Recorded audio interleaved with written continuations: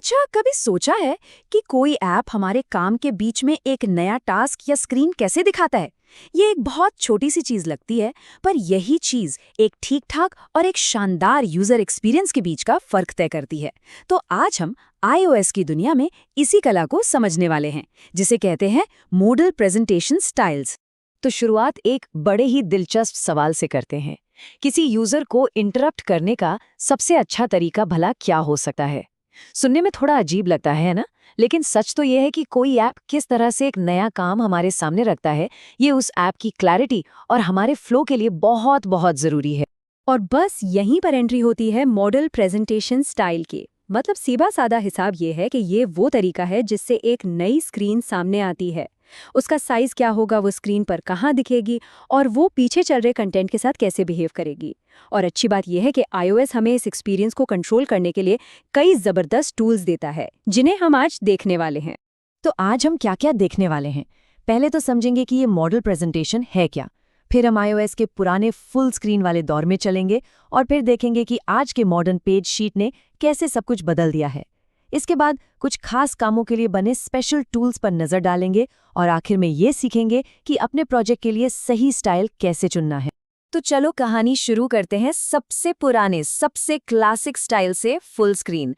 इसे आप एप्पल का ओरिजिनल हैवी वेट अप्रोच भी कह सकते हैं। ये जो फुल स्क्रीन स्टाइल है ना, ये उस दोस्त की तरह है जो जोर से दरवाजा खोलकर अंदर आता है और कहता है, सब लोग रुको, पहले मेरी बात सुनो। ये पूरी स्क्रीन पर कब्जा कर लेता है और आप पीछे क्या कर रहे थे वो सब कुछ छिपा देता है। iOS 13 से पहले यही डिफॉल्ट हुआ करता था।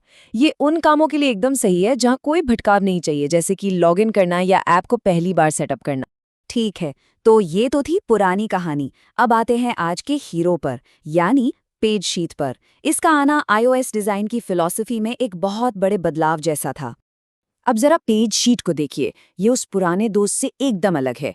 ये कार्ड की तरह बड़े आराम से स्क्रीन पर तैरता हुआ आता है और पीछे का व्यू थोड़ा धुंधला होकर भी दिखता रहता है।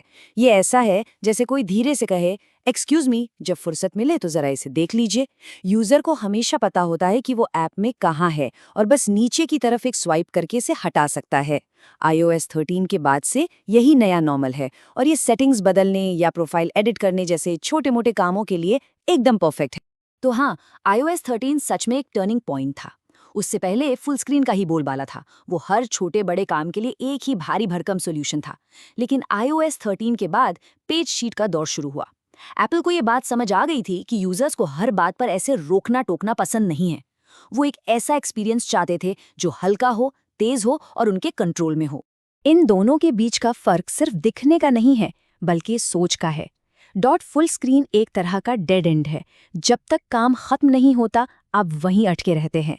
दूसरी तरफ डॉट पेज शीट एक साइड टास्क जैसा है। आप उसे फटाफट देखते हैं और एक झटके में स्वाइप करके वापस अपने मेन काम पर आ जाते हैं। एक है फोकस के लिए, दूसरा है फ्लेक्सिबिलिटी के लिए। तो अगर आज की तारीख में भी आपको वो पुराना वाला, बिना किसी रुकावट वाला फुल स्क्रीन एक्सपीरियंस चाहिए, तो आपको कोड में जाकर ये बात साफ साफ बतानी पड़ेगी, जैसा यहाँ दिख रहा है। एप्पल अब चाहता है कि इस भारी स्टाइल का इस्तेमाल बहुत सोच समझकर किया जाए, सिर्फ तभी जब वाकई इसकी जरूरत हो। तो फुल स्क्रीन और पेज शीट तो हो गए हमारे मेन टूल्स। लेकिन अब जरा स्पेशलिस्ट वाला टूल बॉक्स खोलते हैं, जहां हर टूल एक खास काम के लिए बनाया गया है। ये कुछ और ख़ास टूल्स हैं जो डेवलपर्स के पास होते हैं और हर एक का अपना एक अलग काम है, जैसे form sheet, pop over, over full screen और करंट कॉन्टेक्स्ट। चलिए एक एक करके फटाफट इन पे नज़र डालते हैं। सबसे पहले है डॉट फॉर्म शीट।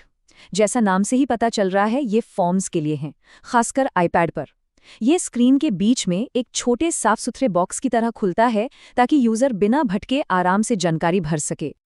अगला है पॉप ओवर। ये एक छोटा सा पॉपअप होता है जो किसी बटन या आइकन से जुड़ा होता है, जैसे कोई हेल्प टिप या छोटा सा मेन्यू।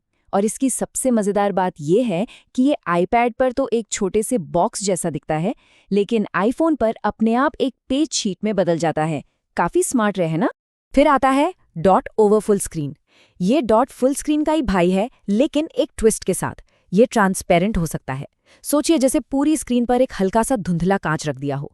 इसका इस्तेमाल करके आप बैकग्राउंड को डिम करके अपने खुद के कस्टम अलर्ट या लोडिंग इंडिकेटर बना सकते हैं, जो बहुत ही प्रोफेशनल लगते हैं।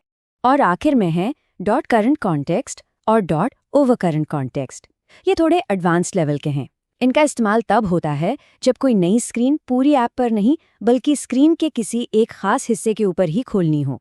जैसे एक स्प्लिट स्क्रीन आईपैड ऐप में आप चाहते हैं कि एक अलर्ट सिर्फ स्क्रीन के लेफ्ट साइड को कवर करे, राइट साइड को नहीं। तो इतनी सारी बातें हो गईं। अब सवाल यह है कि इन सबको इस्तेमाल कैसे करें। चलिए अब समझते हैं कि अपने काम के लिए सही स्टाइल कैसे चुनें। तो सही स्टाइल चुनने का तरीका क्या है? देखिए, बस ये 3 आसान नियम याद रखिए। पहला, खुद से पूछिए, क्या ये काम इतना ज़रूरी है कि यूज़र को बाकी सब कुछ छोड़कर सिर्फ इसी पर ध्यान देना चाहिए? दूसरा, फुल स्क्रीन को अपना आखिरी हथियार समझिए, सिर्फ ऑनबोर्डिंग जैसे बहुत बड़े कामों के लिए। और तीसरा, जब भी कन्फ्यूजन हो, पेज शीट को चुनिए। ये मॉडर्न है, यूज़र फ्रेंडली है और ज़्यादातर सिचुएशन में एकदम सही काम करता है। और जाते जाते एक सवाल आपके लिए, क्या ये जो हल्के फुल्के स्वाइप करके बंद हो जाने वाले कार्ड्स हैं, क्या मोबाइल यूज़र एक्सपीरियंस की कहानी यहीं आकर रुक जाएगी या फिर कुछ नया, कुछ इससे भी बेहतर आने वाला है?